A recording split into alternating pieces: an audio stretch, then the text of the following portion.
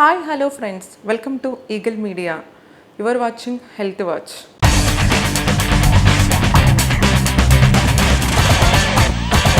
Season బట్టి మనకి ఎన్నో డిసీజెస్ వస్తూ ఉంటాయి. అలాగే డయాబెటిక్స్, థైరాయిడ్ వాటి సమస్యలపైన కానీ అవి ఎలాంటి లక్షణాలు ఉంటాయనే దానిపైన మాట్లాడటానికి డాక్టర్ మౌనిక జనరల్ ఫిజిషియన్ గారు ఉన్నారు. నమస్తే మ్యామ్. నమస్తే అండి. మామూలుగా చూసుకుంటే చాలామందికి సీజన్ బట్టి కొంతమందికి జలుబు జ్వరాలు వస్తూ ఉంటాయి. అసలు సీజన్స్ ప్రకారం చూసుకుంటే ఏవి ఫీవర్స్ వస్తాయి అంటారు? ఓకే, ఇప్పుడు మనకి కామన్గా ఇప్పుడు రెయినీ సీజన్ ఉందండి.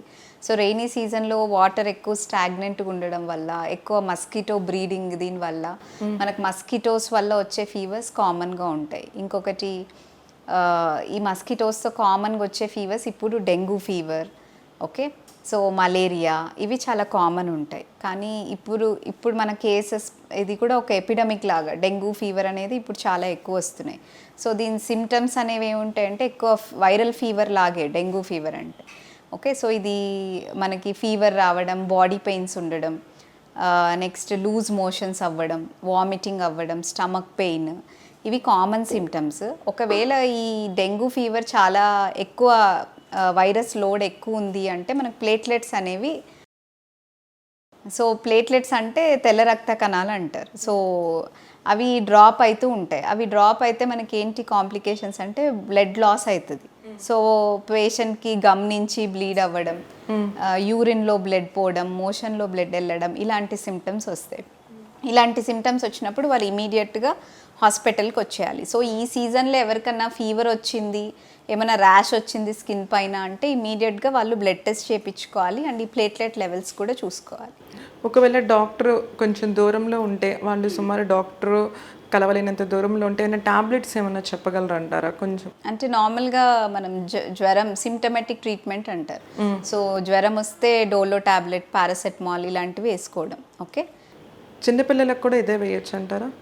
చిన్నపిల్లలకి వెయిట్ బట్టి డోస్ ఉంటుందండి. సో అది డిఫరెంట్గా ఉంటుంది ట్రీట్మెంట్ అనేది. డెంగ్యూకి అనేది సేమ్ సిమ్టమాటిక్ ట్రీట్మెంట్ అనేది ఇస్తాం, సపోర్టివ్ ట్రీట్మెంట్. మలేరియాకి డెంగ్యూకి ఏ టెస్ట్లు చేయించుకొని నిర్ధారించుకోవచ్చు అంటారు?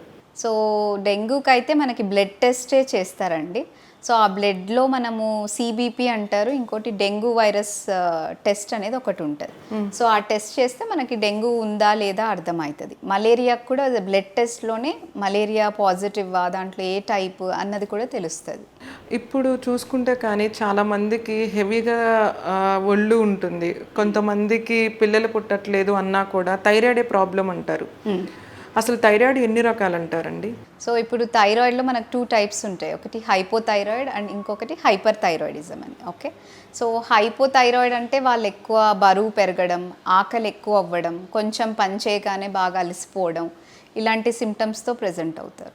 సో వీళ్ళకి ఏంటంటే పీరియడ్స్ అనేవి కరెక్ట్గా రెగ్యులర్గా రావు, ఇలాంటి సిమ్టమ్స్ కూడా ఉంటాయి. ఇంకా ఫర్టిలిటీ ప్రాబ్లమ్స్ కూడా ఉంటాయి.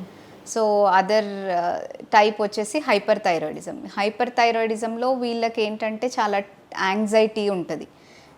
మనకి ఏమంటారంటే హీట్ ఇంటాలరెన్స్ అంటారు, అంటే ఊరుకునే చెమటలు పట్టేస్తుంటాయి వాళ్ళకి. అండ్ గుండె దడ ఉంది అని చెప్తారు, ఓకే. బరువు తగ్గిపోతారు. అదే మనకి హైపోథైరాయిడ్లో అయితే బరువు పెరుగుతారు, ఓకే. సో ఇవి తేడా. ఇంకొకటి ఐ చేంజెస్ ఉంటాయి వాళ్ళకి, ఐస్ బాగా పెద్దగా అయిపోయి బయటికి రావడం, అలాంటివి ఉంటాయి, ఓకే. సో అంటే ప్రామినెంట్గా కనిపిస్తుంది ఐ బాల్ అనేది. కొంతమంది నెక్ దగ్గర కూడా చాలా హెవీగా ఉంటుంది వాళ్ళకి, ఇక్కడ నెక్ దగ్గరకు వచ్చి వాళ్ళు కూడా అంటారు థైరాయిడ్ ఉంటుందా అని కూడా మనల్ని కొంతమంది క్వశ్చన్ వేస్తారు. వాళ్ళకి ఏమన్నా సైడ్ ఎఫెక్ట్స్ కానీ ఇట్లా కానీ మాట్లాడేటప్పుడు కానీ ఏమన్నా ప్రాబ్లం కానీ అలాంటివి ఏమన్నా ఉంటాయి అంటారా? ఉంటుందండి ఖచ్చితంగా. సో ఇప్పుడు థైరాయిడ్ మనకి హార్మోన్ అనేది థైరాయిడ్ గ్లాండ్ నుంచి వస్తుంది. సో ఒకవేళ మనకు హైపో కానీ హైపర్ థైరాయిడిజంలో కానీ థైరాయిడ్ ఎన్లార్జ్మెంట్ అనేది అవుతుంది. సో అది చాలా ఎక్కువ అయితే విజిబుల్గా కనిపిస్తుంది. సో అండ్ అది లోపలికి గ్రోత్ ఉంటే మనకి అది మాట సరిగా చేంజ్ అవ్వడం, హోర్స్నెస్ ఆఫ్ వాయిస్ అంటారు, అండ్ డిస్ఫేజియా అంటారు, అంటే ఏదైనా ఫుడ్ తినాలి అంటే వాళ్ళకి స్వాలోయింగ్ ప్రాబ్లం ఉంటుంది, ఓకే. ఇవన్నీ ఏంటంటే హైపోథైరాయిడ్లో మోస్ట్ కామన్గా చూస్తాము. థైరాయిడ్ గ్రంథి వల్ల ఏమన్నా ప్రాణహాని ఏమన్నా ఉందంటారా డాక్టర్? ఉంటుందండి, ఎందుకంటే థైరాయిడ్ హార్ట్ని కూడా ఎఫెక్ట్ చేస్తుంది. సో మనకు హార్ట్ రేట్ ఎక్కువ అవ్వడం, తక్కువ అవ్వడం, ఇలాంటివి ఉంటుంది. ఎక్స్ట్రీమ్గా ఎక్కువైనా ఎక్స్ట్రీమ్గా తక్కువైనా మనకి హార్ట్ అటాక్స్ ఇలాంటివి వచ్చే ఛాన్సెస్ ఉంటాయి. అంటే దీనికి సంబంధించి థైరాయిడ్ గ్రంథి ఒక పెద్దదైనా కూడా సర్జరీకి పంపిస్తారు. అంటే అది ఏ టైప్ ఆఫ్ సర్జరీస్ ఉంటాయి అంటారు మేడం? ఎక్కువగా ఎక్కడ వస్తాయి, దేని టైప్ ఆఫ్ సర్జరీస్ చేస్తారు, ట్రీట్మెంట్ కూడా ఎలా ఉంటుంది? ఓకే, సో ఇప్పుడు ప్రతి థైరాయిడ్ పేషెంట్కి సర్జరీ అనేది చేయము. ఒకవేళ థైరాయిడ్ ఏమన్నా క్యాన్సర్గా చేంజ్ అవుతుంది, లేదు ఆ థైరాయిడ్ వల్ల మనకు వాయిస్ చేంజ్ అవుతుంది, స్వాలోయింగ్ ప్రాబ్లం ఉంది, అలాంటి కండిషన్స్లో మనం థైరాయిడ్ సర్జరీస్ అనేవి చేస్తారు. అంటే ఆల్మోస్ట్ లేడీస్కి ఎక్కువ వస్తుందా థైరాయిడ్ గ్రంథి డిసీజెస్, జెంట్స్కి వస్తుంది అంటారా? కామన్గా అయితే ఫీమేల్స్లోనే కామన్ అండి. అంటే దీనికి ట్రీట్మెంట్ మాత్రము సర్జరీది అయితే ఓకే, చేయించుకోవాల్సిన వాళ్ళకైతే సర్జరీ చేయించుకోవాలి. నార్మల్గా ఉన్న వాళ్ళకైతే మాత్రము లైఫ్ లాంగ్ టాబ్లెట్స్ యూజ్ చేయాలంటారా? అదే చెప్పాను కదా, బేస్డ్ ఆన్ కాజ్. మనకి ఇప్పుడు దేని వలన థైరాయిడ్ వచ్చింది, ఇన్ఫెక్షన్ వలన వచ్చిందా, సర్జరీ తర్వాత వచ్చిందా, లేదంటే ఏదైనా కంప్రెషన్ అయ్యి బ్రెయిన్లో చేంజెస్ వల్ల థైరాయిడ్ వచ్చిందా, దాన్ని బట్టి మనము థైరాయిడ్ ఎన్ని రోజులు ట్రీట్మెంట్ తీసుకోవాలి అన్నది డిపెండ్ అవుతుంది. ప్రెగ్నెన్సీ లేడీస్కి కంపల్సరీగా థైరాయిడ్ వస్తుంది అంటున్నారు కదా మేడం, అదే జన్యుపరంగా పుట్టబోయే బిడ్డకు కూడా వచ్చే అవకాశం ఉందంటారా? ఉందండి, ఒక 2 to 5% రిస్క్ ఉంటుంది. కంజనైటల్ హైపోథైరాయిడిజం అంటారు. ఓకే, సో రిస్క్ అనేది ఉంటుంది. సో అందుకే మనము ప్రెగ్నెన్సీ టైంలో ఖచ్చితంగా థైరాయిడ్ అనే హార్మోన్ లెవెల్స్ మానిటర్ చేసుకోవాలి. ఓకే, సో అది కంట్రోల్ లెవెల్లో ఉంటే బేబీకి వచ్చే ఛాన్సెస్ తక్కువ ఉంటాయి. షుగర్ కూడా ఇప్పుడు ప్రతి ఒక్కళ్ళ పర్సన్కి కానీ చిన్న పెద్దన తారతమ్యం కూడా ప్రతి ఒక్కరిని అయితే బాధ పెట్టే వ్యాధి అంటే షుగర్. దానికి అసలుకి వచ్చే ముందు ఎలాంటి సింటమ్స్ ఉంటాయి అంటారు? సో ఇప్పుడు ఒకవేళ మనకి షుగర్ చాలా ఎక్కువ ఉంది అంటే పేషెంట్లో ఎక్కువ సార్లు యూరిన్కి వెళ్ళడం, అండ్ దాన్ని పాలీయూరియా అంటారు. ఇంకొకటి ఎక్కువ ఆకలి వేస్తుంది వాళ్ళకి. ఓకే, అండ్ ఎక్కువ దాహం వేస్తుంది. యూరిన్ లాస్ ఎక్కువ అవ్వడం వల్ల దాహం కూడా ఎక్కువ ఉంటుంది. ఓకే, అండ్ వాళ్ళు బరువు కూడా తగ్గిపోతారు. అరికాళ్ళు, అరిచేతులు మంటలు రావడం, ఫుల్ బాడీ పెయిన్స్ రావడం, ఇవన్నీ non specific symptoms. Okay, so ఇలా ఉన్నప్పుడు షుగర్ ఉండే ఛాన్సెస్ ఉంటాయి. ఈ సిమ్టమ్స్ అంటే వాటికి ఏ టెస్ట్లు ఉంటాయి అంటారండి? షుగర్కి మనకి నార్మల్గా అయితే fasting sugars and post prandial sugars అంటారు. అంటే తినకముందు, తిన్న 2 hours తర్వాత షుగర్ టెస్ట్ చేసుకోవాలి. అదే ప్రెగ్నెన్సీలో అయితే ఇట్ విల్ డిపెండ్స్ అనమాట. అంటే వాళ్ళకి డిఫరెంట్ ఎల్గారిథం ఉంటుంది. ఓకే, సో ఇది కాకుండా మనం 3 months ఎవ్రీ ఇయర్, ఒక 40 years అబవ్ వాళ్ళంతా మనం ఒక ఇయర్లీ వన్స్ HbA1c అంటారు. అంటే 3 months యావరేజ్ షుగర్, ఈ టెస్ట్ అనేది చేయించుకోవాలి. తినకముందు ఎంత ఉండాలంటారు, తిన్న తర్వాత ఎంత ఉండాలి? ఓకే, తినకముందు షుగర్ అంటే మనకు 120, బిలో 120 ఉండాలి. ఓకే, తిన్న తర్వాతది అంటే బిలో 180 ఉండాలి. దానికన్నా ఎక్కువ లిమిట్స్లో ఉంది అంటే ఖచ్చితంగా డాక్టర్ని కన్సల్ట్ అవ్వాలి. ఈ షుగర్ వ్యాధి కూడా జన్యుపరంగా వంశపారంపర్యంగా వచ్చే డిసీజ్ అంటారా, లేకపోతే ఒక టెస్ట్ వల్ల కానీ ఒక ఒత్తిడి వల్ల కానీ అలా వచ్చే వ్యాధి ఏమన్నా అంటారా? అంటే మనకి షుగర్లో కూడా చాలా టైప్స్ ఆఫ్ షుగర్స్ ఉంటాయి. Type 1, Type 2, మోనోజెనిక్ డయాబెటీస్, ఇవన్నీ ఉంటాయి. సో మనకి ఒకవేళ Type 1 డయాబెటీస్ అంటే ఇది ఫెమిలియల్గా వస్తుంది. ఓకే, అంటే యంగ్ ఏజ్లో వస్తారు వాళ్ళకి ఇప్పుడు మనకి బిలో 25 years అలా యంగర్ ఏజ్ గ్రూప్లో ప్రెజెంట్ అవుతారు. సో అదే మనకి Type 2 డయాబెటీస్ అనే వాళ్ళు కొంచెం ఓల్డర్ ఏజ్. అది ఎందుకు వస్తుంది అంటే మనకి లైఫ్ స్టైల్ చేంజెస్ వల్ల. సో కొందరు ఒబెస్గా ఉంటారు, ఒబెసిటీ, ఎక్కువ ఫిజికల్ యాక్టివిటీ ఉండదు. ఓకే, సో హార్మోనల్ ఇంబ్యాలెన్స్ ఉండడం, ఇవన్నీ వన్ ఆఫ్ ద కాజెస్ అన్నమాట. అంటే సరైన డైట్ తీసుకోవటం వల్ల కొంతమందికి వస్తుంది అని అంటారు. సరైన డైట్ అంటే అదే ఫ్యాట్ ఫుడ్ ఎక్కువ కన్జ్యూమ్ చేయడం, వెయిట్ గెయిన్ ఎక్కువ అవ్వడం, అబ్డామినల్ ఒబెసిటీ ఉండడం. ఓకే, అలాంటిది. ఈ డయాబెటిక్ వల్ల ఏమన్నా లోపల ఆర్గాన్స్ కానీ ఏమన్నా పాడయ్యే అవకాశాలు ఏమన్నా ఉంటాయి అంటారా డాక్టర్?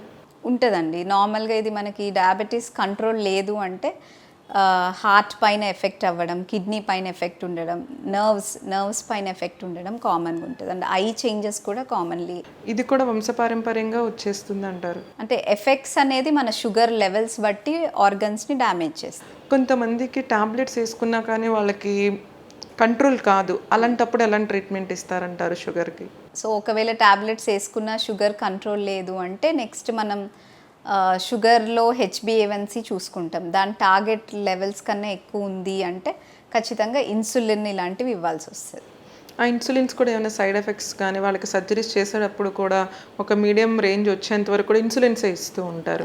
ఒక్కసారి ఇన్సులిన్స్ వాళ్ళు అలవాటు అయిపోయినాక మళ్ళీ టాబ్లెట్స్కి వచ్చినా కూడా వాళ్ళకి ఇన్సులిన్ డోసే సరిపోతుందంటారా?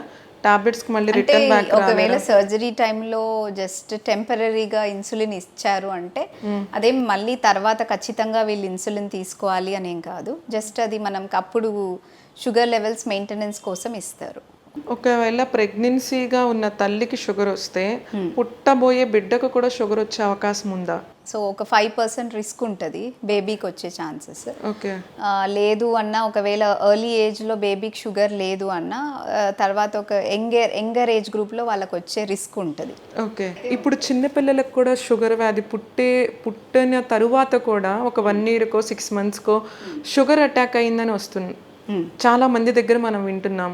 అది పుట్టుకతోనే వచ్చిన దానికి అంటే తల్లి అప్పుడు ఫుడ్ విషయంలో సరిగ్గా తీసుకోవటం వల్ల అలాంటి బిడ్డలు పుడతారంటారా? అంటే అలా యంగ్ మరి neonatal age below 1 years or 2 years very younger గ్రూప్లో వచ్చింది అంటే mostly genetical is one of the thing and also during pregnancy కూడా ఒక రిస్క్ ఉండొచ్చు.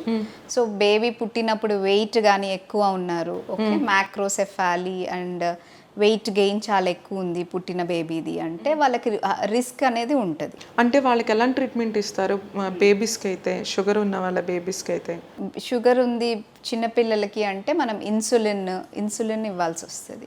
చిన్నప్పటి నుంచే ఇన్సులిన్ స్టార్ట్ చేసేస్తారు? చిన్నప్పటి నుంచి ఇన్సులిన్. మరి ఒక మిడిల్ ఏజ్ వచ్చినాక మరి ఎట్లా అంటారు? అంటే అది బేస్డ్ షుగర్ లెవెల్స్ మానిటర్ చేసుకొని దాన్ని బట్టి మనం ఇన్సులిన్ టాబ్లెట్స్ అనేది తర్వాత డిసైడ్ అవుతుంది. మేడం, కొంతమందికి చలికాలంలో ఎక్కువగా ఊపిరి తీసుకోవడానికి చాలా బాధపడుతూ ఉంటారు వాళ్ళు, చలికాలం కానీ వర్షాకాలం కానీ, అది కూడా ఆస్తమా కింద మనము కన్సిడర్ చేయొచ్చు అంటారా? అంటే అది దాంట్లో డిఫరెంట్ టైప్స్ ఉంటాయి. ఆస్తమా అనేది వాళ్ళకి యంగర్ ఏజ్లో వచ్చి తర్వాత చలికాలంలో వర్స్ అవుతుంది. లేదు అప్పటికి వాళ్ళకి సీజనల్గా వస్తుంది అంటే దాన్ని అలర్జిక్ బ్రాంకైటిస్ అంటారు. సో దానికి మనం తీసుకోవాల్సిన జాగ్రత్తలు ఎక్కువ కోల్డ్కి ఎక్స్పోజ్ అవ్వకూడదు. ఒకవేళ బ్రీతింగ్ ప్రాబ్లం వరకు వస్తుంది అంటే ఖచ్చితంగా డాక్టర్ని కన్సల్ట్ అయ్యి వాళ్ళు ఇన్హేలర్స్, ఎక్స్రే ఇవన్నీ ప్రిస్క్రైబ్ చేస్తారు. ఆస్తమాకు కూడా సరైన లైఫ్ లాంగ్ ట్రీట్మెంట్ అయితే చేయించుకోవాల్సిందని అంటారా? ఆస్తమా అది బేస్డ్ ఆన్ సివియారిటీ అండి. ఇప్పుడు ఆస్తమా అంటే మనకి అది అబ్స్ట్రక్టివ్ ఎయిర్వే డిసీజ్ అంటాము. సో మనకి ఒకవేళ ఆస్తమా అనేది సీజనల్గా ఎక్కువ వేరియేషన్ చూపిస్తుంది. సో దానికి ఒకవేళ మైల్డ్గా ఉంది అంటే వాళ్ళకి ఎప్పుడు సీజనల్ చేంజెస్ వచ్చినప్పుడు వాళ్ళకి అది ఎక్కువ అవుతుంది. సో ఆ టైంలో తీసుకుంటే సరిపోతుంది. ఒకవేళ సివియర్ అబ్స్ట్రక్షన్ ఉంది లోపల అంటే ఖచ్చితంగా డైలీ తీసుకునే అవసరం ఉంటుంది. అసలు ఆస్తమాని ఎలా నిర్ధారించాలండి? ఆల్మోస్ట్ జలుబు ఉంది అని మనం అనుకుంటాము, ఏదో టాబ్లెట్ వేసుకుంటాం తగ్గిపోతుంది. అలాగే అసలు ఈ ఆస్తమాని ఎట్లా మనము నిర్ధారించుకోవాలి దీనికి ఆస్తమా ఉంది అని? సో ఇప్పుడు వాళ్ళకి ఏంటంటే కామన్గా ఏదైనా డస్ట్ కొంచెం అలర్జిక్గా ఉంటుందండి వాళ్ళది, అంటే దగ్గు రావడం, ఆయాసం రావడం, ఇవన్నీ ఏదన్నా ఒక ట్రిగర్ అంటారు. సో అంటే డస్ట్ కానీ ఏదైనా ఫుడ్ ప్రోడక్ట్స్ కానీ లేదంటే బయట సీజనల్ చేంజెస్, సో ఇవన్నిటితో వాళ్ళకి ఆయాసం, దమ్ము అంటారు కదా, ఆయాసం లాగా వస్తుంది. సో అప్పుడు ఖచ్చితంగా వాళ్ళు ఒక ఫిజిషియన్ ఆర్ పల్మనాలజిస్ట్ని కన్సల్ట్ అవ్వాలి. సో దానికి మనం ఒక పల్మనరీ ఫంక్షన్ టెస్ట్ అని చేస్తాం. సో దాని ద్వారా మనకు అది అంటే అది ఆస్తమానా, నార్మల్ లేదంటే అదర్ ఎయిర్వే డిసీజా అనేది మనకి తెలుస్తుంది. ఆస్తమా వల్ల కూడా లంగ్స్ క్యాన్సర్ వచ్చే అవకాశం ఉందంటారా? అది వెరీ రేర్ అండి. ఆస్తమాతో లంగ్ క్యాన్సర్ అనేది వెరీ రేర్. ఓకే, వచ్చే ఛాన్సెస్ అయితే లేవంటారు? ఉండదు, చాలా తక్కువ. ఓకే, బీపీ ఎన్ని రకాలు అంటారండి? సో బీపీ మనకి ఏజ్ బట్టి బీపీని మనం చెప్తామండి. సో ఒకవేళ మనకి ఇట్లా ఓల్డర్ ఏజ్ ఉంది అంటే వాళ్ళకి 150/80 వరకు ఉన్నా ఓకే అండి. సో అదే యంగర్ అంటే మనకి ఇప్పుడు 25 years to 50 years మధ్యన ఉండే వాళ్ళకి 130/80 కన్నా ఎక్కువ ఉన్నా కూడా అది బీపీగానే కన్సిడర్ చేస్తాం. సో దాంట్లో టైప్స్ అంటే బీపీలో మనకి primary hyper tension, secondary hyper tension అంటారు. ప్రైమరీ అంటే కాజ్ ఉండదు వాళ్ళకి, కానీ బీపీ అనేది ఉంటుంది. అదే సెకండరీ అంటే మన కిడ్నీ కానీ ఎనీ అదర్ ఆర్గాన్ డ్యామేజ్ వల్ల వచ్చేది సెకండరీ హైపర్ టెన్షన్. సో ఒక పర్సన్కి బీపీ వచ్చింది అని ఎలా తెలుసుకోవాలి ఎర్లీ స్టేజ్లో అంటే, సో ఎక్కువ హెడేక్ రావడం, ఓకే, అండ్ నెక్ పెయిన్ రావడం, బాడీ పెయిన్స్ ఉంటాయి వాళ్ళకి, okay, and blurring of vision అంటారు, చూపు సరిగ్గా కనిపించదు ఆ టైంలో. కొందరికి అయితే చాలా ఎక్కువ అంటే 200 పైన ఉన్న వాళ్ళకి హెడేక్, వామిటింగ్, కళ్ళు కనిపించదు, ఓకే, అలాంటివి కూడా ఉంటాయి. ఓకే. అంటే బీపీ వల్ల కూడా కొన్ని సర్జరీస్ కూడా ఆపేయటం జరుగుతుంది. బీపీ ఎక్కువ ఉంది ఇప్పుడల్లా కాదు అని అంటారు. ఎందుకు అంటారు మేడం? ఆ బీపీ ఆపరేషన్ థియేటర్లోకి వెళ్ళే ముందు కూడా ఎందుకు ఆప్ చేస్తారు సర్జరీని ఎందుకు? అంటే ఇప్పుడు మనకు బీపీ ఎక్కువ ఉన్నప్పుడు సర్జరీకి తీసుకుంటే బ్లీడింగ్ అయ్యే ఛాన్సెస్ చాలా ఎక్కువ ఉంటాయి. ఓకే. ఓకే, సో అందుకు మనం ఫస్ట్ బీపీని కంట్రోల్ చేసి తర్వాతే సర్జరీకి తీసుకుంటాం పేషెంట్. బీపీ వల్ల కూడా ఎక్కువగా ఒకలా టాబ్లెట్స్ యూజ్ చేసినా కూడా ఎక్కువ స్పైసీ ఫుడ్ తిన్నా, సాల్ట్ తిన్నా కూడా బీపీ అటాక్ అవుతుంది అని అంటారు. అది నిజమే అంటారా? అంటే డైట్తో బీపీ చేంజెస్ అనేవి ఉంటాయి ఖచ్చితంగా. ఒకటి ఏంటంటే ఎక్కువ సాల్ట్ ఫుడ్ తిన్న వాళ్ళకి అది సోడియం రిటెన్షన్, దానివల్ల వాటర్ రిటెన్షన్ అవుతుంది. సో దానివల్ల బీపీ పెరుగుతుంది. ఇంకొకటి మనం తినే డైట్. ఓకే, డైట్లో మనం ఎక్కువ fat foods, oil foods, junk foods ఇవి ఎక్కువ తింటే మన వెజల్ అనేది థిక్ అండ్ అవుతుంది. దాన్ని ఎథిరోస్క్లీరోసిస్ అంటారు. ఓకే, అంటే కొలెస్ట్రాల్ పెరగడం అలాంటివి. సో అలా పెరిగినప్పుడు వెజల్ థిక్ అవ్వడం వల్ల బీపీ ఎక్కువ అవుతుంది. సో అలా అంటే మనం ఎక్కువ ఫ్యాట్ ఫుడ్స్ దీనివల్ల కొలెస్ట్రాల్ పెరిగి బీపీ వచ్చే ఛాన్సెస్ కూడా ఉంటాయి. మేడం, రక్తహీనత అంటే ఏమిటి? రక్తహీనత అంటే మనకి హిమోగ్లోబిన్ అంటారండి. ఓకే, హిమోగ్లోబిన్ బిలో 11 ఉంది అంటే దాన్ని రక్తహీనత అంటారు. దాంట్లో మరి మనకు సివియారిటీస్ ఉంటాయి, ఇంకా లెవెల్స్ అంటే 10కి బిలో ఒకటి, 7కి బిలో, 5కి బిలో అలా. సో ఎంత సివియర్గా నెంబర్ లో ఉంది అంటే హిమోగ్లోబిన్ ఎంత తక్కువ ఉంటే అంత సివియర్గా రక్తహీనత ఉంది అని అర్థం. సో ఒక పేషెంట్కి రక్తహీనత ఉంది అంటే వాళ్ళకి చాలా మజిల్ క్రాంప్స్ అంటారు, అంటే నిద్రలో మజిల్స్ పట్టేయడం అంటారు కదా, అలాంటి సిమ్టమ్స్. తర్వాత ఆకలి లేకపోవడం, కొద్దిగా పని చేయగానే నీరస పడిపోవడం, so hair fall. Okay, so ఇవన్నీ ఉంటాయి సిమ్టమ్స్. ఇంకా కొందరికి ఎక్కువ డ్రాప్ అయిపోతే హిమోగ్లోబిన్ మరీ ఎక్కువ డ్రాప్ అయితే వాళ్ళకి బ్రీతింగ్ ప్రాబ్లం ఇవి కూడా వస్తాయి, కాళ్ళ వాపులు వస్తాయి. మామూలుగా అయితే నార్మల్ పర్సన్కి అయితే ఎంత ఉండాలంటారు హిమోగ్లోబిన్? హిమోగ్లోబిన్ నార్మల్ పర్సన్ అంటే అబౌవ్ 11 ఉండాలండి. ఓకే, ఫీమేల్స్కి అయితే. మేల్స్కి అయితే అబౌవ్ 13 ఉండాలి. సో మనకి హిమోగ్లోబిన్ తగ్గుతుంది అంటే ఒక ఓల్డ్ ఏజ్ తర్వాత ఇప్పుడు 50 ఇయర్స్, అబౌవ్ 50 ఇయర్స్ హిమోగ్లోబిన్ తగ్గుతుంది అంటే ఖచ్చితంగా వాళ్ళకి ఎవాల్యుయేషన్ అవసరం. ఓకే, ఎందుకంటే అంత ఏజ్లో మనకి రిస్క్ గ్రూప్ అంటారు. ఓకే, అంటే మేల్స్లో హిమోగ్లోబిన్ తగ్గుతుంది అంటే వాళ్ళలో ఖచ్చితంగా క్యాన్సర్ రూల్ అవుట్ చేసుకోవాలి. అండ్ ఓల్డ్ ఏజ్లో కూడా ఎందుకు హిమోగ్లోబిన్ లో ఉంది అనేది చూసుకోవాలి. ఓకే, సో వీళ్ళల్లో మోర్ రిస్క్ ఆఫ్ మ్యాలిగ్నెన్సీస్ ఉంటాయి, అంటే క్యాన్సర్. ఓకే, సో మనకి ఇప్పుడు ఈ మధ్యలో చాలా వెజిటేరియన్స్, డైట్ కంట్రోల్ వల్ల వెజిటేరియన్స్ ఎక్కువ మంది ఉంటున్నారు. సో వీళ్ళల్లో మనకి B12 డెఫిషియన్సీ అంటారు. సో ఈ B12 డెఫిషియన్సీ వల్ల కూడా హిమోగ్లోబిన్ డ్రాప్ అవుతుంది. ఓకే, సో అది మరీ ఎక్కువ డ్రాప్ అయితే మనకి B12 లెవెల్స్ ఎక్కువ డ్రాప్ అయితే నర్వ్స్ డ్యామేజ్ అయిపోతాయి. ఓకే, సో ఒకవేళ HB లో ఉంది అంటే ఖచ్చితంగా ఐరన్, B12 అని ఫర్దర్ ఎవాల్యుయేషన్ చేసుకోవాలి. సో ఎక్కడన్నా other causes of blood loss ఉందా చూసుకోవాలి. మోస్ట్ కామన్ మనకి blood loss nutritional. Okay, nutritional అంటే మనం ఆహారంలో ఐరన్ రిచ్ ఫుడ్ తినకపోవడం వల్ల సో మనకి బ్లడ్ లాస్ అనేది వస్తుంది. ఇంకొకటి హిమోగ్లోబిన్ డ్రాప్ అనేది ఉంటుంది. ఇంకొకటి వచ్చేసి మనకి బ్లడ్ లాస్ ఎక్కడన్నా అవుతుందా అంటే ఫీమేల్స్లో మోస్ట్ కామన్గా మెన్స్ట్రువల్ సైకిల్ అంటే పీరియడ్స్ టైంలో ఎక్కువ బ్లడ్ లాస్ అవ్వడం. అదే మనకి మేల్స్లో అయితే ఏమన్నా అంటే ఇప్పుడు మోషన్ వెళ్ళేటప్పుడు బ్లడ్ పైల్స్ అంటారు, ఫిషర్ అంటారు. ఓకే, ఇలాంటివి ఏమన్నా ఉన్నాయా అనేది చెక్ చేసుకోవాలి. ఓకే, సో ఇవి మోస్ట్ కామన్ కాజ్ అన్నమాట. ఓకే, సో ఇవన్నీ కరెక్టబుల్ కాజ్. ఒకవేళ న్యూట్రిషనల్గా వాళ్ళకి రక్తం తగ్గుతుంది అంటే ఐరన్ రిచ్ ఫుడ్ తినాలి. మనకి ఐరన్ అనేది ఎక్కువ నాన్ వెజిటేరియన్ ఫుడ్స్లో ఉంటుంది. సో లివర్ అనేది. ఓకే, సో ఈ నాన్ వెజ్లో ఉండే ప్రోటీన్లో ఐరన్ ఎక్కువ ఉంటుంది. కొంతమందికి అరికాళ్ళు బాగా మంట వస్తూ ఉంటాయి, కొంచెం దూరం నడిచినా కూడా అలసిపోతారు. అలాంటి పేషెంట్స్కి మామూలుగా చూసుకుంటే పెయిన్ కిల్లర్స్ వేసుకుంటారు, అలా వేసుకోవచ్చు అంటారా మేడం? అంటే అది ఫస్ట్ కాళ్ళ దగ్గర ఎందుకు అలా బర్నింగ్ పెయిన్ ఉన్నది అంటే దాని ఇండికేషన్ అది నర్వ్ ప్రాబ్లమ్ అని. ఓకే, సో నర్వ్ ప్రాబ్లమ్కి పెయిన్ కిల్లర్స్ అనేది సజెస్టబుల్ కాదు. సో నర్వ్కి ఎందుకు అట్లా అవుతుంది, దానికి మోస్ట్ కామన్ కాజెస్ B12 అని చెప్పాను కదా, B12 లెవెల్స్ తగ్గే అలా ఉంటుంది, విటమిన్ D లెవెల్స్ తగ్గే అలా ఉంటుంది. ఇంకొకటి మోస్ట్ కామన్గా హిమోగ్లోబిన్ అంటే రక్తహీనత.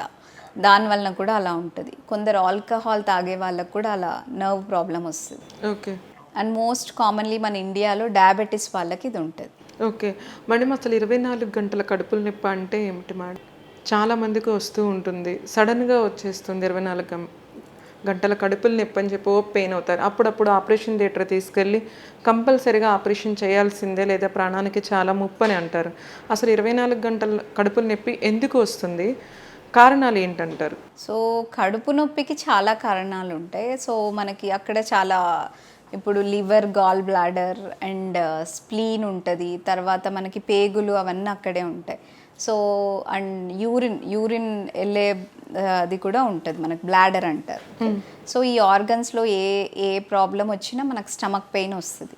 సో ఏ రీజియన్లో పెయిన్ వస్తుంది, అది ఎంత సడన్గా వస్తుంది, దాన్ని బట్టి మనం ఇది ఏం పెయిన్ అనేది అర్థమవుతుంది మనకి. సో అలా సడన్గా 24 hours పెయిన్ సడన్గా అంటే మనకు కామన్గా ఇట్లా ఎమర్జెన్సీస్ వచ్చేది ఏమన్నా గాల్ బ్లాడర్లో స్టోన్ అంటారు. ఓకే, అంటే పిత్తకోశలో స్టోన్ లేదు అంటే మనకి ఏదన్నా కిడ్నీలో స్టోన్ ఉన్నా, ఓకే, సో స్టమక్లో ఎక్కడన్నా బ్లాక్ అయ్యా, లేదు మనకి ఇంకా పేగుల్లో ఎక్కడన్నా బ్లాక్ అయ్యా కూడా ఇవన్నీ ఎమర్జెన్సీ సర్జరీస్. అసలు ఎందుకు వస్తుందంటారు ఆ పెయిన్? అసలు రావటానికి గల కారణం ఏంటి? అదే మోస్ట్ కామన్గా స్టోన్స్, లేదు అంటే బ్లాక్ అవ్వడం, okay, so and appendicitis, okay okay, ఇవన్నీ కామన్ కాజెస్ అన్నమాట. ఇవన్నీ ఎందుకు వస్తాయంటే ఇన్ఫెక్షన్ ఒకటి అవ్వచ్చు, ఇన్ఫ్లమేషన్ అంటారు, లేదంటే స్టోన్స్ రావడం వల్ల చుట్టూ వాపు రావడం, దానివల్ల పెయిన్ రావడం, ఇవన్నీ కామన్గా ఉంటాయి. అంటే యూరిన్లో కూడా కొంతమందికి ఇన్ఫెక్షన్ వస్తుంది. మగ ఆడ అనే తారతమ్యం లేకుండా చాలా మందికి వస్తుంది. అది సీజన్ బట్టి, అంటే సమ్మర్ అయితే చాలా ఎక్కువగా వస్తుందని అంటారు. కొంతమంది ఎక్కడైనా యూరిన్ వేరే చోట పాస్ చేసినా కూడా ఇన్ఫెక్షన్ వస్తుందని అంటారు. అసలు మామూలుగా ఎందుకు వస్తుంది అంటారు మేడం? అంటే లోపల ఇమ్యూనిటీ తక్కువ ఉండటం వల్ల వస్తుందా, లేకపోతే అది వంశపారంపర్యంగా వచ్చేది ఏమన్నా ఉందంటారా? సో యూరిన్ ఇన్ఫెక్షన్ కామన్గా మీరే చెప్తున్నారు సీజనల్ ఉంటుంది అని. సో సమ్మర్లో, వింటర్లో అంటే మనం తాగే వాటర్ క్వాంటిటీ బట్టి, వాటర్ తక్కువ తాగారు, సో ఆ జెనైటల్ ఏరియాస్ క్లీన్గా లేవు అన్నప్పుడు యూరినరీ ఇన్ఫెక్షన్స్ కామన్ ఉంటాయి. ఎక్కువ ఫీమేల్స్లో చూస్తాం. సో ఫీమేల్స్లో కామన్ కాబట్టి వాళ్ళకి ఖచ్చితంగా యాంటీబయాటిక్స్ ఎవ్రీ టైం ఇవ్వాలని ఏం లేదు. ఓకే, వాళ్ళ యూరిన్ కల్చర్లో ఏమన్నా ఆర్గానిజం ఉంది అంటే ఖచ్చితంగా దే రిక్వైర్ సమ్ యాంటీబయాటిక్స్. మేల్లో ఒకవేళ యూరిన్ ఇన్ఫెక్షన్ వచ్చిందంటే ఇమీడియట్లీ వాళ్ళకి స్కాన్ చేపియాలి అండ్ కల్చర్ చేపియాలి. అది that we should take it as a serious. Okay, so urine infection ఎక్కువ ఉంటేనే వాళ్ళకి ఆ సిమ్టమ్స్ వస్తాయి. నార్మల్గా మేల్స్లో ఇట్స్ నాట్ కామన్. ఇప్పుడు ప్రతి ఒక్కళ్ళు కూడా, కొంతమందికి అన్నం తిన్నా, కారం స్పైసీ ఫుడ్ తిన్నా కూడా కడుపులో మంటగా వస్తుంది. కొంతమందికి ఎక్కువగా తేపులు, ఎదుటి వాళ్ళు ఉన్నారని చూసుకోకుండా కూడా తేపుతూ ఉంటారు. గల కారణం ఏంటంటారు అసలుకి? అంటే నార్మల్గా మనకి లోపల యాసిడ్ లెవెల్స్ స్టమక్లో ఎక్కువ అయినప్పుడు మనకి ఇలాంటి సిమ్టమ్స్ వస్తాయి. సో అవి ఎందుకు ఎక్కువ అవుతాయంటే, ఒకటి మన డైట్ హ్యాబిట్స్, ఎక్కువ spicy foods, masala foods, out side oily foods, okay, ఇవన్నీ ఎప్పుడు స్టోర్డ్ ఫుడ్స్ కాబట్టి అవి తిన్నప్పుడు మనకి యాసిడ్ లెవెల్స్ అనేది బ్యాలెన్స్ ఉండదు, ఇంబ్యాలెన్స్ అవ్వడం వల్ల అలా వస్తుంది. ఓకే, సో ఇది కామన్గా అవాయిడ్ చేయాలి అంటే మన డైట్ అనేది మనం సాఫ్ట్ డైట్ అంటారు. ఓకే, అంటే మనం నాన్ స్పైసీ, ఎక్కువ స్పైస్ లేని ఫుడ్స్ తినడం, అలా స్టమక్ రెస్ట్ అనేది ఇవ్వాలి మనం. కొంతమందికి గ్యాస్ పెయిన్ తెలియదు, హార్ట్ అటాక్ తెలియదు, కానీ పెయిన్ అంటారు. గ్యాస్ పెయిన్కి సిమ్టమ్స్ ఏంటి, హార్ట్ అటాక్కి సిమ్టమ్స్ ఏంటి? అవును, ఇది చాలా గుడ్ క్వశ్చన్. సో ఒకవేళ గ్యాస్ పెయిన్ వచ్చింది అంటే మీరు చెప్పారు కదా, ఇప్పుడు తేపులు రావడం, ఫుడ్ తిన్నది అరగకపోవడం, సో సెంటర్లో మనకి ఈ చెస్ట్కి సెంటర్లో రావడం, ఇలాంటివి కామన్ అన్నమాట.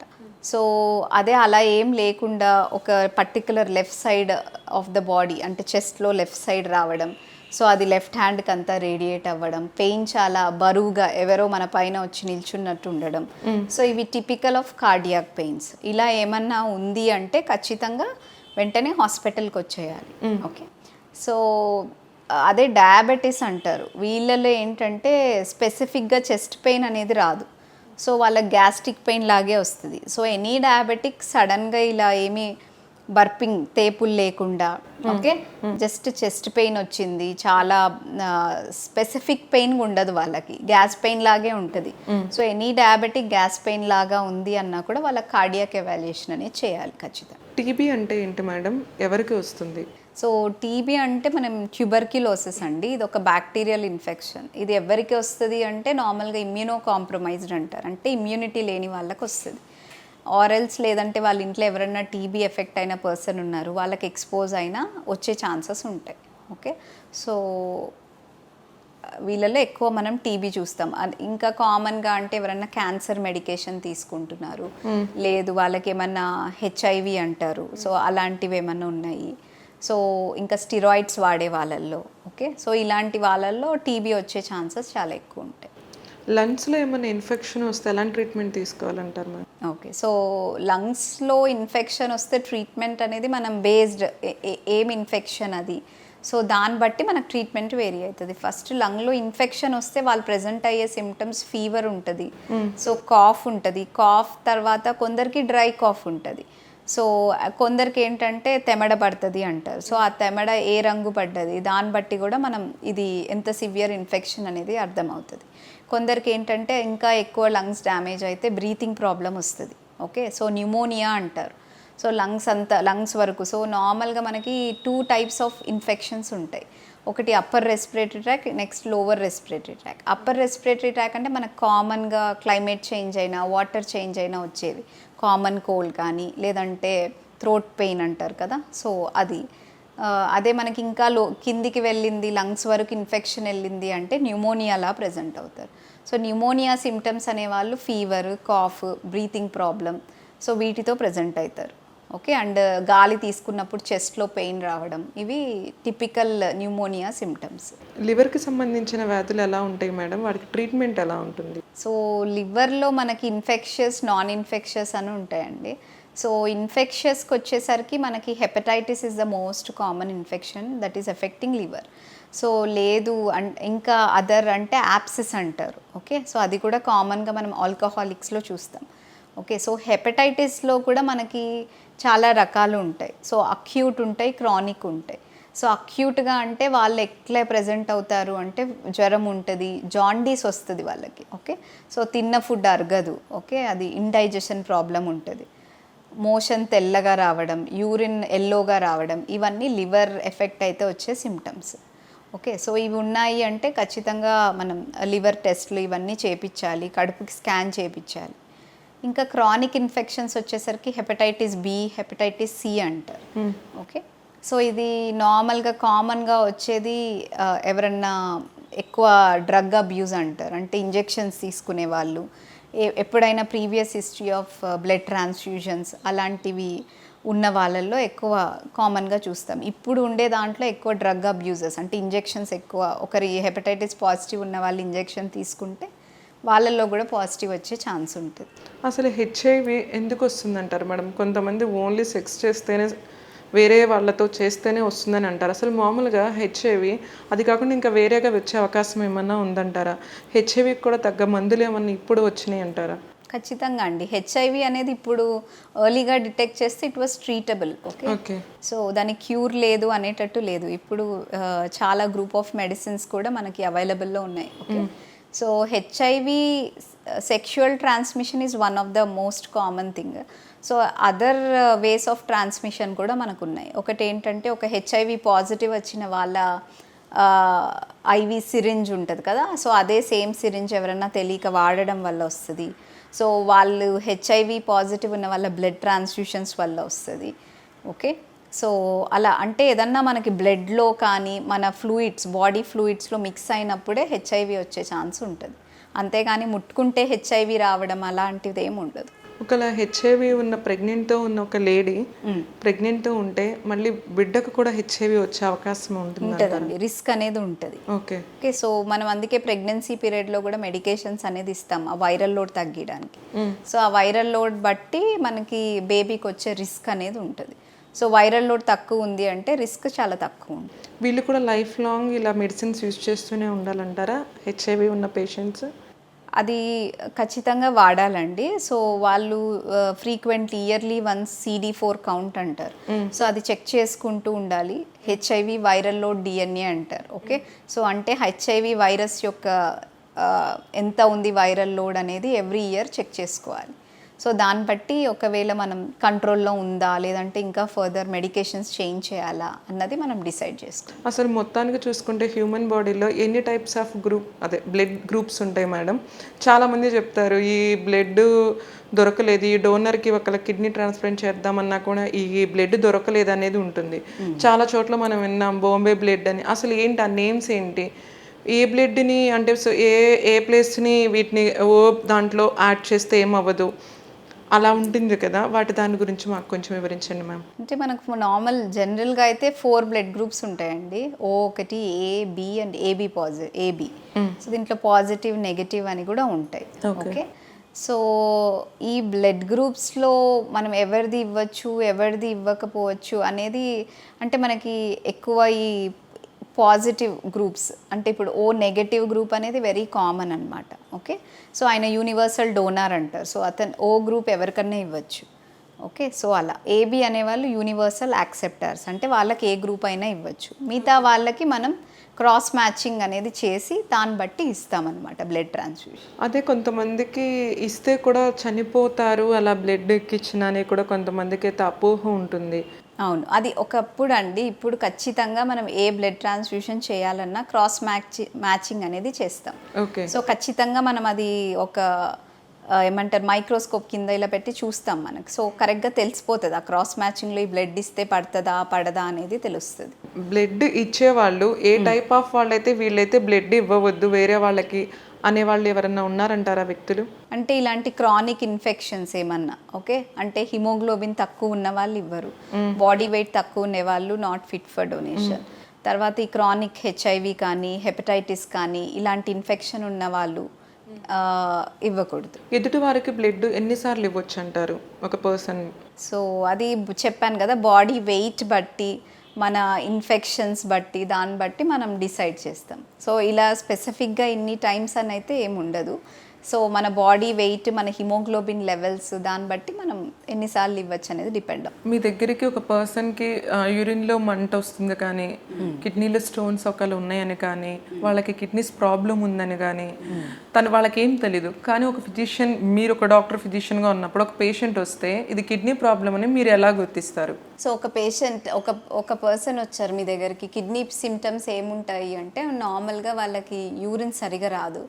సో లేదు అంటే యూరిన్ కొంచెం నురుగు రావడం, ఓకే, లేదంటే యూరిన్లో రక్తం వెళ్ళడం, లేదు వాళ్ళకి కడుపు నొప్పి దగ్గర కిడ్నీ ఉండే ఏరియాలో వాళ్ళకి పెయిన్ రావడం, అంటే అబ్డామిన్ దగ్గర పెయిన్ ఎక్కువ బ్యాక్ సైడ్ ఉంటుంది కిడ్నీ మనకి. సో బ్యాక్ సైడ్ పెయిన్ రావడం, సో వెనక నుంచి ముందు భాగం వరకు మనకి పెయిన్ రేడియేట్ అవ్వడం. ఓకే, సో ఇంకొకటి ఏంటంటే ముఖం అంతా వాపు రావడం, ఓకే, కాళ్ళ వాపులు రావడం. సో ఇవన్నీ కిడ్నీ రిలేటెడ్ ప్రాబ్లమ్స్.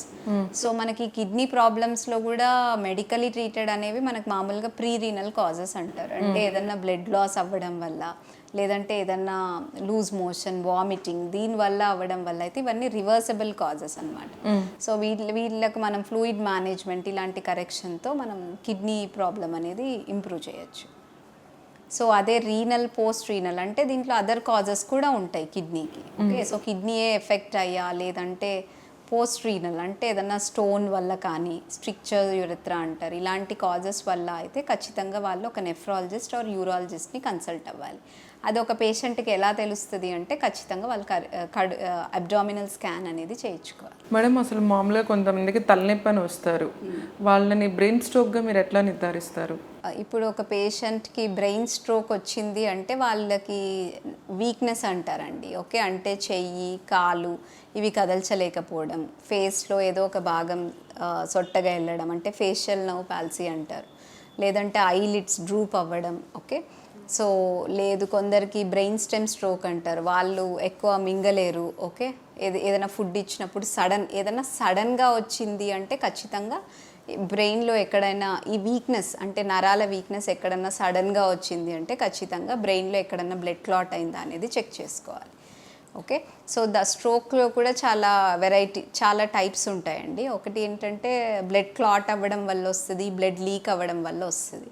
సో అందుకు ఇలా సడన్గా ఏమన్నా బ్రెయిన్ సిమ్టమ్స్ అంటే ఇప్పుడు నేను చెప్పిన నరాల వీక్నెస్, చెయ్యి, కాలు, ఓకే, ఐ ఇప్పుడు మన క్రేనియల్ నర్వ్ సిమ్టమ్స్ అంటారు, అంటే కళ్ళు సడన్గా స్ట్రైట్కి చూసి ఆయన సడన్గా ఐస్ తిప్పలేకున్నాడు, సడన్గా మనం ఫుడ్ తినేవాళ్ళు తినలేకున్నారు. ఇవన్నీ సడన్ చేంజ్. ఓకే, అలా ఏమన్నా వచ్చా, లేదంటే సడన్గా ఐ క్లోజ్ చేయలేకపోవడం, ఓపెన్ చేయలేకపోవడం, ఇవన్నీ sudden nerve problems. Okay, so ఇలా ఏదన్నా సడన్గా వచ్చింది అంటే ఖచ్చితంగా మనం ఇదన్నా నర్వ్ రిలేటెడ్ డిసీజా అనేది మనం రూల్ అవుట్ చేసుకోవాలి. సో అదే మనకి బ్రెయిన్లో ఏమన్నా బ్లడ్ లీక్ అవ్వడం వల్ల అంటే చాలామందికి ఎక్కువ హెడేక్ అవ్వడం, వాంతులు అవ్వడం, భరించలేని హెడేక్ ఉంటుంది, బీపీ చూస్తే చాలా హై ఉంటుంది. ఇలాంటి వాళ్ళు ఖచ్చితంగా ఇది ఏదైనా నరాల ప్రాబ్లం ఉందా అని ఖచ్చితంగా రూల్ అవుట్ చేసుకోవాలి. అసలు యూత్లో కూడా నరాల ప్రాబ్లమ్స్ అసలు ఎందుకు వస్తున్నాయి అంటారండి? సో ఇప్పుడు యూత్లో నర్వ్ ప్రాబ్లమ్స్ అంటే మనకు మోస్ట్ కామన్లీ జిమ్కి వెళ్ళి సడన్గా వాళ్ళు స్పైనల్ ప్రాబ్లమ్స్ రావడం. ఓకే, దానివల్ల కూడా నర్వ్స్ కంప్రెషన్ అవ్వడం వల్ల నర్వ్ ప్రాబ్లమ్స్ వస్తాయి.